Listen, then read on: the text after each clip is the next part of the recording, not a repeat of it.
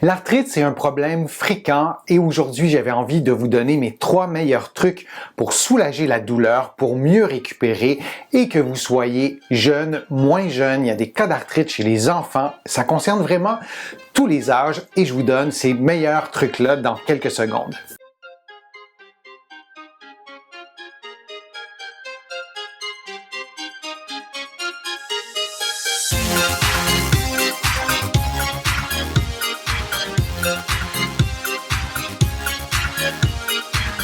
Je suis Denis Fortier. Si vous êtes nouveau ici sur ma chaîne YouTube, je vous conseille de vous abonner en cliquant sur le coin inférieur droit de l'écran. Vous pouvez aussi vous abonner gratuitement à mon infolettre en visitant mon site web, le www.denisfortier.ca. Vous allez pouvoir aussi prendre un rendez-vous en ligne. J'offre des téléconsultations et vous allez pouvoir aussi faire une contribution.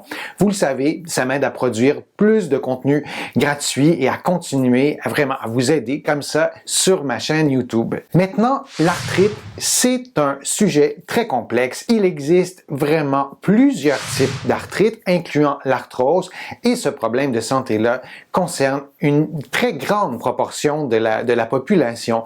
Et je voulais vous donner mes meilleurs trucs, les trucs que je donne à mes patients pour vous aider à soulager la douleur et aussi à mieux récupérer. Mon meilleur truc, c'est de prendre votre température. Vous avez compris, vous n'allez pas prendre votre température avec un thermomètre, mais bien avec vos mains. Vous allez placer vos mains ou vos doigts sur l'articulation, sur la région qui est douloureuse pour aller vérifier s'il y a une augmentation de température cutanée, si la peau elle est un peu plus chaude ou beaucoup plus chaude, et vous allez comparer un côté avec l'autre. Si vous avez mal au genou droit, vous allez vérifier aussi avec le genou gauche pour voir s'il y a une différence de température au niveau de la peau. Et si vous avez des douleurs aux deux genoux, vous pouvez aussi comparer avec une autre articulation qui est pas très loin de l'articulation qui est douloureuse. Et si vous observez une augmentation de température, vous pouvez aussi vérifier s'il y a de l'édème, s'il y a un gonflement articulaire. Et dans bien des cas, je le vois chez mes patients, les personnes vont me dire qu'elles ne voient pas de différence de gonflement articulaire, qu'elles ne voient pas d'édème. Moi, je vous invite vraiment avec vos doigts à aller toucher à la région qui est douloureuse et pour laquelle peut-être aussi la température de la peau est augmentée. Donc, allez appuyer avec un doigt, avec deux doigts pour voir si vous voyez du liquide se déplacer. Comparez avec l'autre côté. Regardez vos articulations, si c'est possible, devant un miroir pour comparer le côté gauche et le côté droit parce que vraiment, dans bien des cas, on voit, en cherchant un peu, on voit de l'inflammation. Et si on a une augmentation de température de la peau, on a un gonflement articulaire, on peut vraiment penser qu'il y a de l'inflammation. Une autre façon aussi de voir s'il y a un gonflement articulaire, vous placez votre main ou quelques doigts sur la région qui est douloureuse, pour laquelle peut-être la température de la peau est augmentée. Vous laissez vos doigts et cette pression-là pendant quelques secondes, peut-être un petit peu plus, et vous retirez vos doigts et vous voyez si les marques, si vos doigts laissent une trace sur votre peau. Et vous pouvez comparer avec l'autre côté pour voir si c'est la même chose. Et là aussi, ça vous aidera peut-être à voir le gonflement articulaire. Et s'il s'agit d'une articulation comme le genou, comme la cheville et aussi d'autres articulations, regardez vos articulations de dos et vous pouvez demander peut-être à quelqu'un de prendre une photo de vos chevilles, de vos genoux, mais de dos et comparer pour voir, regarder comme il faut s'il n'y aurait pas d'inflammation. Je vous donne un exemple, un gonflement articulaire au niveau des chevilles, parfois, l'enflure ou l'édème, on va l'observer au niveau des tendons d'Achille. Donc, si vous ne regardez que par devant, vous ne verrez peut-être pas ces signes d'inflammation-là.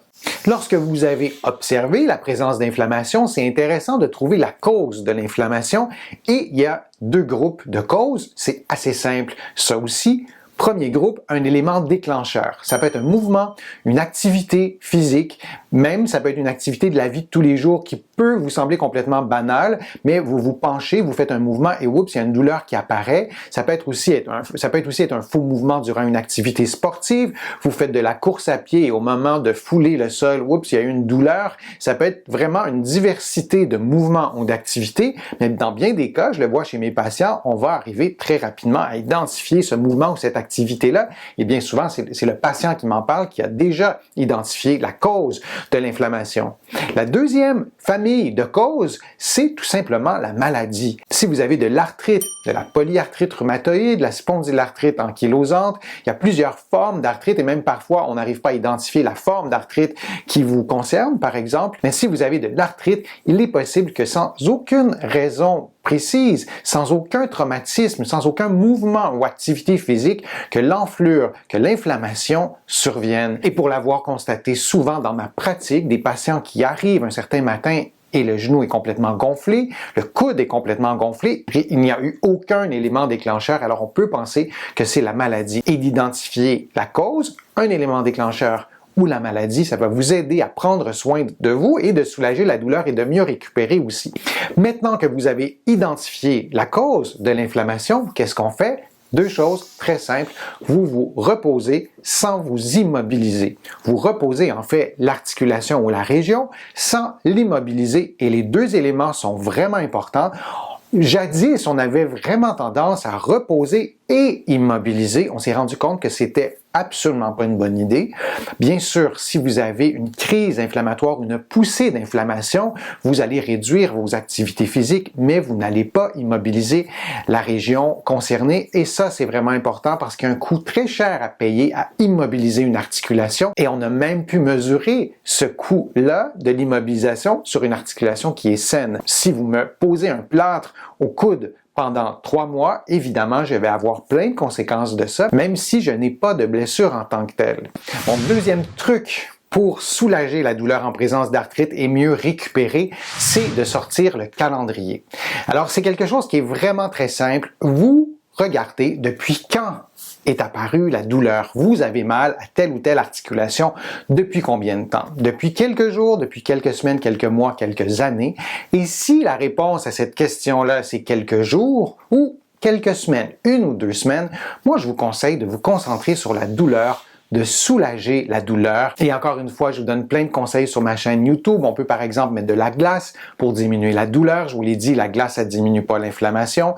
On peut vraiment faire plein de choses pour soulager la douleur. On peut utiliser certains médicaments. On peut consulter aussi des professionnels de la santé qui vont vous aider à diminuer la douleur. Et particulièrement dans un contexte où la douleur, elle est là au maximum depuis quelques semaines.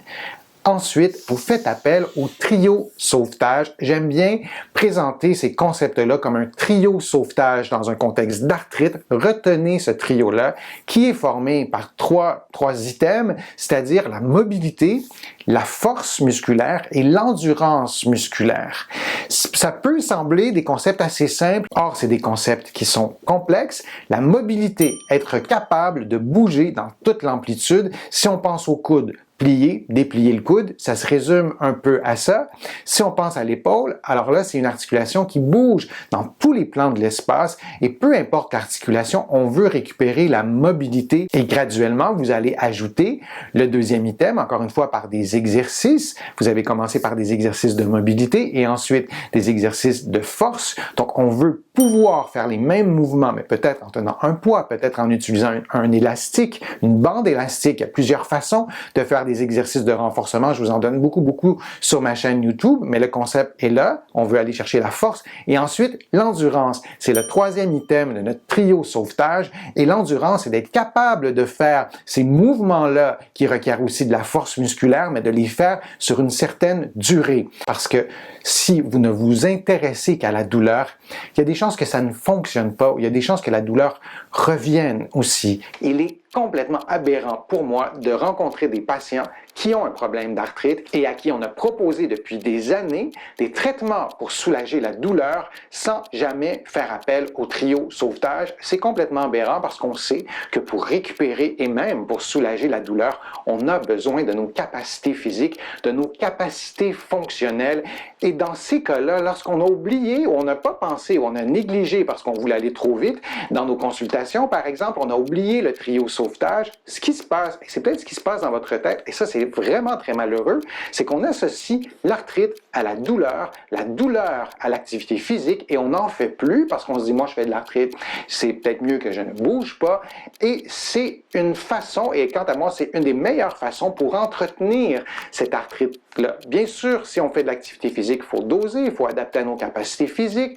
On peut avoir des limitations permanentes aussi en présence d'arthrite. Il ne s'agit pas de se mettre des lunettes roses, mais d'oublier complètement le trio sauvetage, c'est une erreur et moi je vous conseille vraiment d'en tenir compte.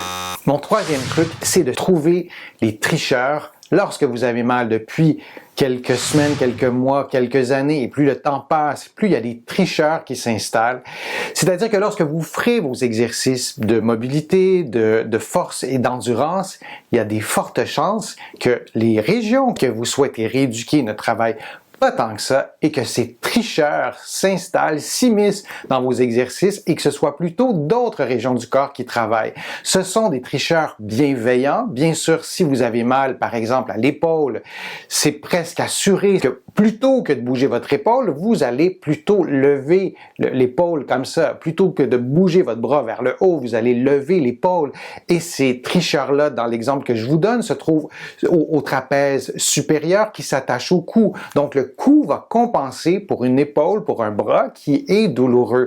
Cette logique-là, elle est vraie pour toutes les articulations en fait, et ces phénomènes-là de compensation, ces tricheries-là sont complexes, mais souvenez-vous qu'elles existent et lorsque vous travaillez, que vous voulez rééduquer une région, bien, si vous rééduquez la mauvaise région, ça ne fonctionnera pas. Donc, il faut d'abord les identifier. Souvent, en faisant les exercices devant un miroir, vous allez voir qu'il y a une autre région qui bouge, en premier d'ailleurs, plutôt que la région que vous souhaitez rééduquer. Ça, c'est important. Et je voulais aussi mentionner que lorsque vous avez mal, lorsqu'il y a un problème, les tricheries, elles sont souhaitables. Les tricheurs sont utiles au début, lorsque la douleur elle est là, mais lorsque la douleur est partie, lorsque la douleur est considérablement diminuée, on ne veut plus que ces tricheries-là perdurent. Or, dans les faits, elles perdurent presque toujours et il faut identifier les tricheurs bienveillants et lorsque vous faites vos exercices, vous vous concentrez sur la région que vous souhaitez rééduquer. Je vous donne un truc aussi en bonus. Moi, je vous encourage à développer votre sentiment d'efficacité personnelle. Ça peut sembler un terme complètement théorique, mais c'est tellement important dans un contexte d'arthrite, dans un contexte de douleur chronique aussi. Et en présence d'arthrite, ces contextes-là arrivent souvent. Vous avez essayé de soulager la douleur, vous avez consulté plein de professionnels de la santé, vous avez vous-même fait plein de choses pour diminuer la douleur. Parfois, ça a fonctionné et dans bien d'autres cas, ça n'a pas fonctionné ou à tout le moins la douleur revient et on finit par ne plus croire en nos propres capacités. Et ce sentiment-là d'efficacité personnelle, vous pouvez le développer en vous informant, par exemple, sur Internet, sur des sites qui sont crédibles. Vous pouvez aussi analyser ce qui se passe en fonction de ce que vous faites et vous pouvez aussi sortir complètement de ce contexte-là de douleur et vous réaliser dans plein d'activités. Lorsqu'on a de l'arthrite, on a diminué nos activités physiques, on a diminué nos activités, point. J'ai beaucoup de patients qui ont des problèmes d'arthrite très, très importants et qui se sont même isolés socialement par la force des choses parce que c'est difficile de sortir de la maison. Et tout ça, là aussi, même si on déborde un peu du contexte de douleur à proprement parler, mais les conséquences de ça vont souvent faire en sorte d'étouffer votre sentiment d'efficacité personnelle. Entourez-vous de personnes positives. Ça peut être une façon aussi de reprendre confiance en vous. Ça peut sembler complètement trivial comme argument, mais je vous le dis, d'améliorer votre sentiment d'efficacité personnelle dans un contexte d'arthrite, ça va vous aider à soulager votre douleur et à mieux récupérer aussi. J'espère que ma vidéo vous a plu, j'espère que les conseils étaient clair, que les informations étaient précises. Si c'est le cas, je vous invite à cliquer j'aime, à la partager vraiment sur les réseaux sociaux. Ça m'aide à avoir une meilleure visibilité, à vous offrir de nouveaux contenus. Vous allez trouver aussi beaucoup d'informations sur mon site web, le www.denisfortier.ca. Vous allez pouvoir faire une contribution et vous le savez, ça m'aide à vous proposer de nouveaux contenus gratuits. Vous allez trouver aussi vraiment beaucoup d'informations dans mes livres qui sont disponibles au Canada, en librairie et sur le web. J'ai le privilège d'être publié à travers le monde. Mes livres sont notamment disponibles en France, en librairie et sur le web. Je suis Denis Fortier. Je vous remercie beaucoup. À bientôt.